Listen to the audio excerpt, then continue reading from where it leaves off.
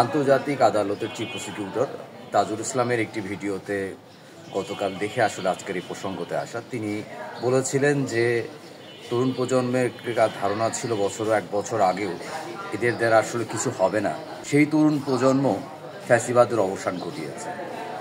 আমি ব্যক্তিগতভাবে খুব আশাবাদী মানুষ, আর যেখানেও একজন সম্ভাবনাই দেখে না সেখানে আমি পূর্ণ মাত্রায় সম্ভাবনা দেখি। আমিও বিশ্বাস করি গোবিন্দগঞ্জের তরুণরা অনেক সম্ভাবনাময়, তাদের দিয়ে অনেক কিছু সম্ভব, কিন্তু তারা কতটা উদার চিন্তার এবং অধিকারী, ধারাবাহিক, এটা নিয়ে কি গবেষণা দরকার রয়েছে?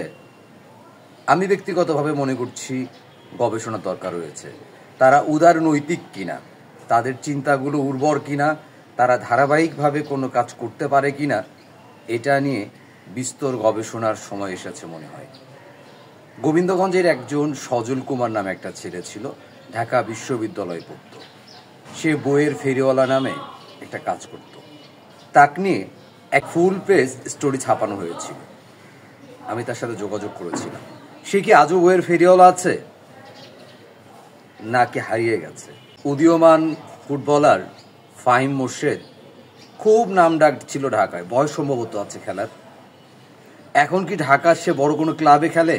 পাড়ায় পাড়ায় খ্যাপ খেটে বেড়ায়। গোবিন্দগঞ্জের ছেলেরা ভালো কি সঙ্গীত চর্চা করে? তারা কি ভালো কর ধরতে জানে? আসলে চাকরি যে স্বাবলম্বী হওয়ার একমাত্র উপায়, এটা আমি মানি না। গোবিন্দগঞ্জের তরুণেরা যারা রাজনীতি করে, তারা কি রাজনীতির সবচেয়ে উর্বর অংশ?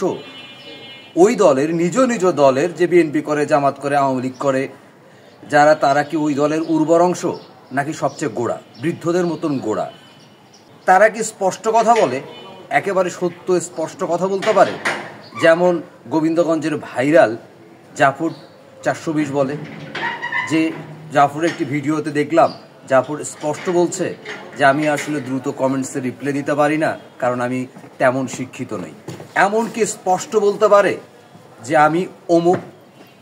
গোবিন্দগঞ্জে যারা তরুণ, সোশ্যাল মিডিয়াতে তাদের দেখি তারা সার্কজমও বোঝে না, তাদের সুদূর প্রসারী পরিকল্পনা নাই, সুদূর প্রসারী চিন্তা নাই। একটা কথা প্রচলিত রয়েছে, উত্তরবঙ্গের মানুষ 7 দিনের বেশি চিন্তা করতে পারে না। আমাদের গোবিন্দগঞ্জের তরুণদের মধ্যে এই সম্ভাবনাটা দেখছি, তারা 7 দিনের অতিরিক্ত চিন্তা করতে পারে না। কথাটার সত্যতা তারা দেখাচ্ছে। সোশ্যাল মিডিয়াতে এর ব্যাপক প্রভাব। তারা 1 মাস পরে কী হবে সেই চিন্তাটুকুই করতে পারছে না বলে প্রতীয়মান হচ্ছে। গোবিন্দগঞ্জে অনেকগুলো কলেজ রয়েছে, সেই কলেজগুলোতে সমাজবিজ্ঞান, সমাজকর্ম বিভাগের শিক্ষক রয়েছে। আমি আহ্বান জানাচ্ছি গোবিন্দগঞ্জের তরুণ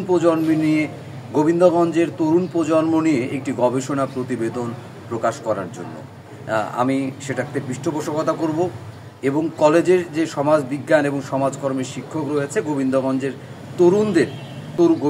তরুণ তরুণীদের সম্ভাবনা নিয়ে আরও একটি ফিচার বা প্রতিবেদন বা গবেষণা তৈরি করার জন্য আহ্বান জানাচ্ছি।